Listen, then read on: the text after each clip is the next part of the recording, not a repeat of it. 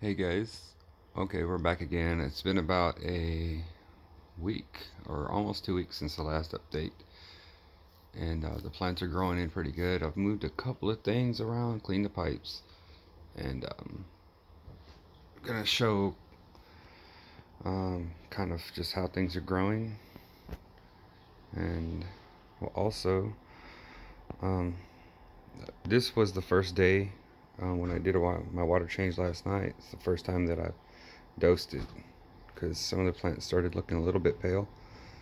I hadn't dosed it yet because I had put potting soil underneath the sand cap, but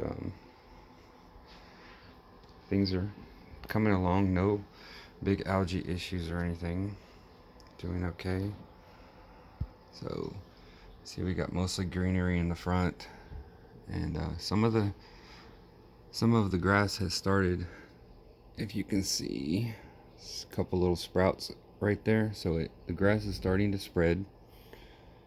You see a little sprout down there below that one, and I didn't put any soil layer or anything under the sand in the front. It's got nothing but just the sand. So I might put a couple Osmocote balls in there, kind of between some plants. I'm not sure. But here in the middle, you can see I moved the blood vomits. They were on the right side on their own, and I moved the blood vomits to the middle section. And I moved the red Ereo Q, however you pronounce the Qualinga or whatever they're called. It's hard to pronounce that. But I moved those to there. See the Arcuatas right here. And the Rotala Pearl Mini Type 2 over here.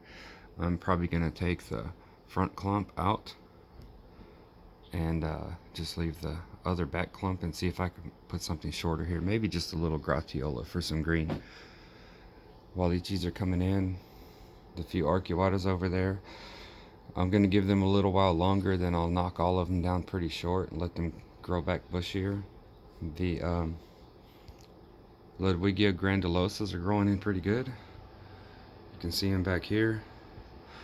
I gave them an entire corner, and there's a little gap in the back because my I had my skimmer in the back, but I moved it to the front because my front glass here looked pretty clean, and my back glass was very brown back there. So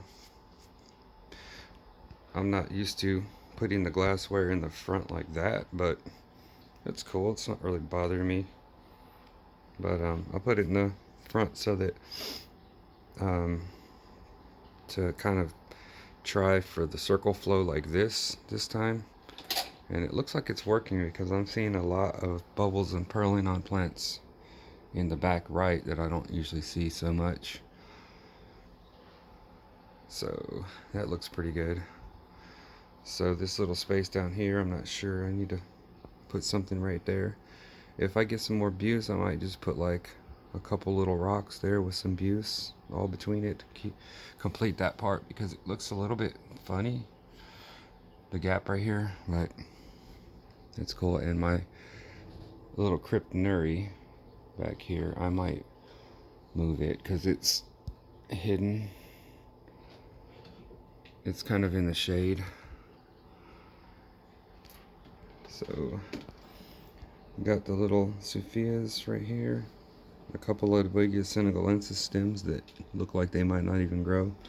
Renicky ossipus, those guys are probably going to be too big for that spot. This green Rotala plant here, a dude gave it to me from a shop free and said it was Rotala mexicana, but it doesn't look like it's mexicana. I'm still giving it time to see if it converts and what it does, but it kind of looks like a Rotala green. Hard to tell. If it's a Rotala that's not a green, it should be gaining a little bit of color by now. The ones in the back don't have much color, but the stem that I had stuck up front right here, these have no nutrition under them, only feeding just directly from the water column. So I kind of put these here just to see how they would do in the plain sand, and also to help fight for nutrients in the water column from the soil that leaches through the sand cap. But, and back here behind the Spiralis tiger crypt, there's another crypt, and you can see like this leaf here. I thought that that might be possibly another Spiralis tiger, but I think that it's a crypt albida custata. You can't really see because it's behind. It's back in there behind the pantanols. Obviously, the pantanols are going to grow too fast, too tall. So I will chop them again soon. In the back there, I got the aromaticas. So I will keep them back there, and I will trim them so that they bush. But I put the Pogostemon type 2, still a lot of type 2. I put them in the corner here. But they don't really have a lot of room. They get tall and fast, real fast too, just like pantanols. But I plan to trim them like a bush to keep them bushy, and I figured I would put them behind the aromaticas because the aromaticas grow slower. So where I trim the aromaticas to slope up, these guys could be back there behind there getting bigger, but they might be too big for that back corner, and I might end up putting them maybe like I can keep these right here, and then a triangular section in the corner I could put the Stellata type 2s, possibly. But for the most part, that's it. There, he's on the custata there. My only real fish in here right now is this Pandagara. He's it. He sees me, so he's gonna come to the front. But other than that, I just dumped the rest of the shrimp and snails that I could find in my other tank. I finally emptied out and put them in there too. This tank right here, this 20 high, this is where my plants were for holding to go back in there while I rescaped it. And I finally emptied this down and got all the shrimp and the endlers out of it. So I'm not putting the endlers back into the big tank right now. I'm going to put them in the 38.